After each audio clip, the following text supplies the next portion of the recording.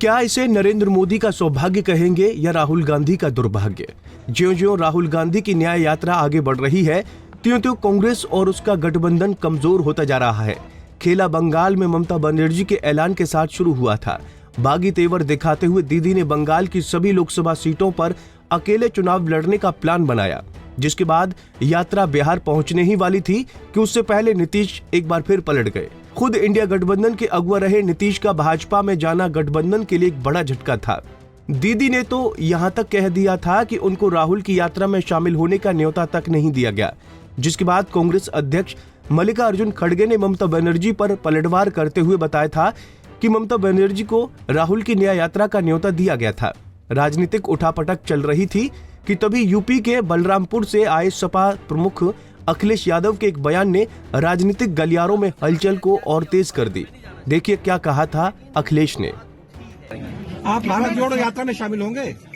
देखिए, मुश्किल तो यह है कि कई बड़े आयोजन होते हैं, बड़े कार्यक्रम होते हैं, हम लोगों को निमंत्रण ही नहीं मिलता, तो अपने आप क्या मांगे हम निमंत्रण। जिसके बाद मामले का संज्ञान लेते हुए और कहीं यूपी में भी बंगाल जैसी हालत न हो जाए, खबर है कि कांग्रेस ने औपचारिक रूप से अखिलेश यादव को न्योता भेज दिया है।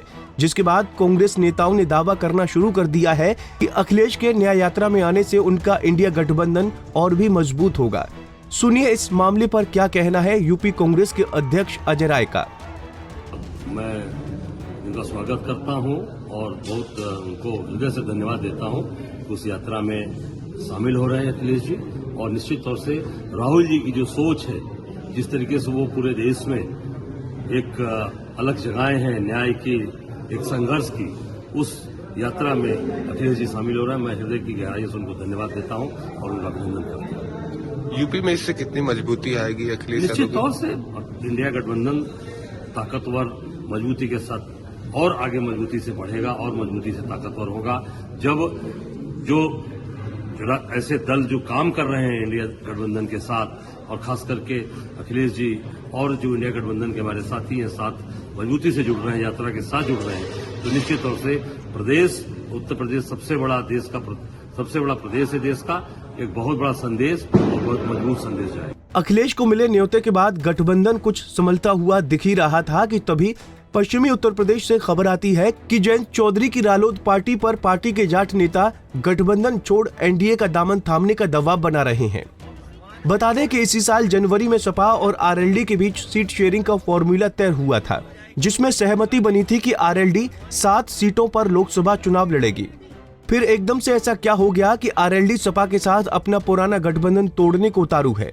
दरअसल सपा आरएलडी पर दबाव बना रही कि रालोद को मिली 7 में से 4 सीटों पर सपा के उम्मीदवार रालोद के सिंबल पर चुनाव लड़ें, और इसी को लेकर दोनों पार्टियों के बीच गहमा गहमी इतनी बढ़ चुकी है कि खबर आ रही है कि किसी भी समय जयंत चौधरी ऐलान कर सकते हैं कि वो 2024 का चुनाव एनडीए के झंडे तले लड़ेंगे। खबरों की माने तो भाजपा रालोद को 3 से 4 सीटें दे सकती है। रालोद के एनडीए में शामिल होने से लगभग सभी जाट वोट्स का एनडीए की झोली में जाना तय माना जा रहा है। गठबंधन में इस फूट की खबरों पर सपा प्रमुख अखिलेश यादव ने भी अपनी प्रतिक्रिया दी है। सुनिए क्या कहना है अखिलेश का। जयंत चौधरी जी बहुत सुलझे हुए इंसान हैं, बहुत पढ़े लिखे हैं, राजनीति को वो समझते हैं। मुझे उम्मीद है कि किसानों की लड़ाई और उत्तर प्रदेश की खुशहाली की तरफ जो संघर्ष चल रहा है, उस लड़ाई को वो कमजोर नहीं होने देंगे। सर, आप न्याय यात्रा में शामिल होने जा रहे हैं क्या? राजनीतिक गलियारों में हर रोज नए समीकरण बनते हैं तो वहीं कई बिगड़ते भी हैं, और इन सब में घाटा किसी पक्ष या विपक्ष के नेताओं का नहीं होता।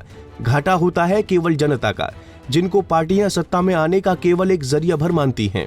2024 के लोकसभा चुनाव में ज्यादा दिन नहीं बचे। ऐसे में सभी पार्टियां अपनी पुरजोर कोशिश कर रही हैं। साम दाम दंड भेद सभी साधनों का उपयोग किया जा रहा है। सत्ता के शिखर तक पहुंचने के लिए देखना दिलचस्प होगा कि हमें लोकसभा चुनाव से पहले और कितने पैंतरे देखने को मिलते हैं। Bureau report, Punjab Kesari TV. हमसे जुड़े रहने के लिए हमारे YouTube चैनल को सब्सक्राइब करें और नई वीडियो की नोटिफिकेशन के लिए बेल आइकॉन को दबाएं।